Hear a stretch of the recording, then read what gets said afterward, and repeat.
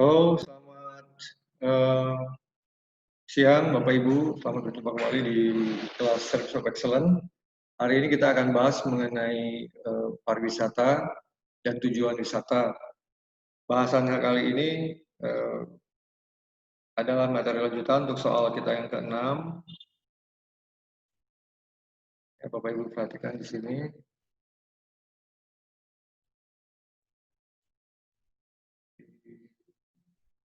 Oke, soalnya adalah mengenai dalam industri pariwisata terdapat beberapa jenis dan ragam wisata berdasarkan tujuannya. Berikan contoh dari ragam berikut ini dan berikan penjelasannya ya Bapak Ibu ya. Wisata religius itu apa, wisata wildlife itu apa, wisata itu apa, dan wisata kesehatan itu apa. Akan saya bahas satu persatu. Yang pertama adalah wisata geologi. Tapi sebelum kita mulai, ada baiknya Bapak Ibu pahami di bab keempat, sudah jelas sekali bahwa yang disebut pariwisata adalah kegiatan rekreasi atau kunjungan ke satu tempat baru untuk mendapatkan pengalaman, edukasi atau rekreasi, itu jaraknya harus antara 50 miles atau sekitar 80 km. Yang pertama juga bahwa dengan kemajuan zaman ternyata tujuan wisata itu dibagi-bagi, ada wisata kulineri, wisata religi, wisata wellness dan sebagainya. Tapi kita akan bahas 4 saja untuk tugas yang ke-6 ini. Yang pertama adalah wisata geologi. Wisata geologi biasanya adalah tujuannya untuk rekreasi juga. Biasanya para wisatawan itu mengunjungi tempat-tempat yang merupakan hasil dari terbentuknya perubahan lempeng bumi, ya, seperti di tempat perahu ini, contoh seperti yang gambar berikut ini, biasanya memberikan keindahan atau kondisi alam yang sangat berbeda jauh, ya, dengan kondisi alam di sekitarnya. Artinya terbentuknya palung atau terbentuknya danau buatan baru dan sebagainya. Tujuannya tetap sama, adalah untuk rekreasi. Ya. Yang berikutnya adalah wildlife tourism atau wisata wildlife, ya, alam liar. Ya. Biasanya ini bertujuan untuk edukasi. Ya, selain dari edukasi juga untuk rekreasi juga sih, tetapi biasanya mereka pergi ke tempat di mana hewan buas atau hewan liar itu hidup secara natural. Seperti di Indonesia ada taman safari mungkin ya, walaupun dalam cage tapi tetap kondisinya wild, atau ke wild safari in Afrika. Misalnya mereka bisa ketemu dengan cheetah, harimau, singa, gajah dan sebagainya. Tujuannya adalah untuk edukasi biasanya untuk. Ya. Di geologi juga ada sih hubungan dengan edukasi, biasanya untuk research dan perkembangan perubahan struktur tanah, batuan seperti itu. Berikutnya adalah wisata yang berhubungan dengan kesehatan. Wisata kesehatan ini biasanya terjadi karena individu yang melakukan rekreasi itu baru saya akan melakukan kegiatan untuk pengobatan. Ya, saya kasih contoh ini Mount of Elizabeth Hospital in Singapura, di mana banyak sekali warga negara Indonesia terutama yang ingin mendapat fasilitas yang lebih baik di luar negeri.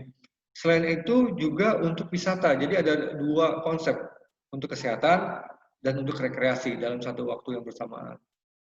Ya, tidak hanya di Singapura, mungkin ada juga orang yang ke mana? Ke Korea, umpamanya untuk operasi plastik ya.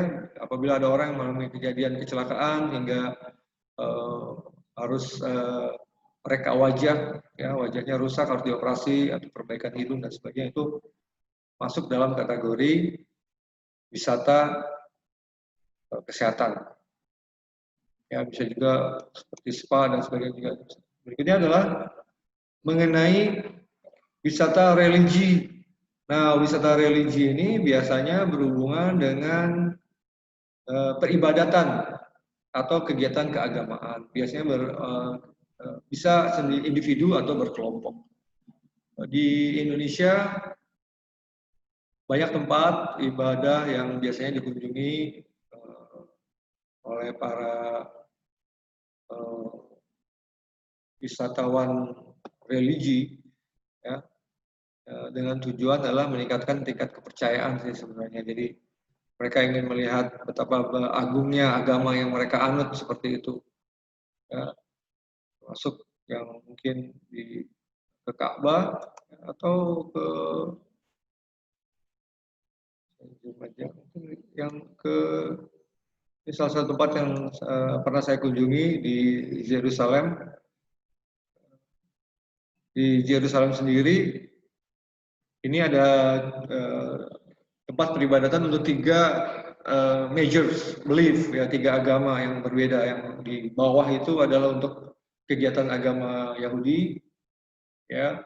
Ada tembok ratapan di sana. Yang di level kedua, di berikutnya adalah untuk kegiatan agama Kristen. Semua agama Kristen, ya, Katolik, ya, Protestan, ya, Ortodoks, dan banyak sekali agama yang dianut di sana. Dan yang terakhir di atasnya adalah untuk kegiatan agama Islam atau Muslim. Yang kalian lihat di sini adalah Dome of the Rock, di mana di situ dan di depannya ini ada Al-Aqsa. Jadi kalau Bapak Ibu bisa lihat ada masjid kecil di depannya, ini ada Al-Aqsa. Dan di tempat ini adalah tempat pertama kali ketika Nabi Muhammad diperintahkan untuk melakukan sholat sebenarnya, dan menghadapnya ke Al-Aqsa, bukan ke Ka'bah pada saat itu. Jadi jelas ya Bapak Ibu bahwa untuk kegiatan wisata agama biasanya untuk meningkatkan rasa kepercayaan pada agama tertentu yang dianut. Seperti itu. Jadi ada 4 materi yang kita bahas hari ini mengenai tujuan wisata dan arti pariwisata. Dan jangan lupa Bapak Ibu bahwa pariwisata sendiri tidak berdiri sendiri, ya. Pariwisata sendiri itu membutuhkan sektor-sektor pariwisata pendukung. Ya diantaranya adalah hotel atau resort, jasa transportasi, supplier, good and merchandise, travel agent, media promosi, dan internet atau media ya sekarang ini. Jadi kalau orang bisa booking hotel atau tempat wisata itu hanya dengan kalian punya cellphone seperti itu. Dan demikian Bapak Ibu penjelasan saya untuk hari ini.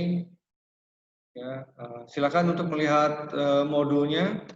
Dan di jangka waktu depan, mungkin in the futures, ada ragam wisata tujuan baru, ya, seperti yang dilakukan oleh Virgin Corporation, yaitu wisata space tourism, yaitu wisata ke ruang angkasa.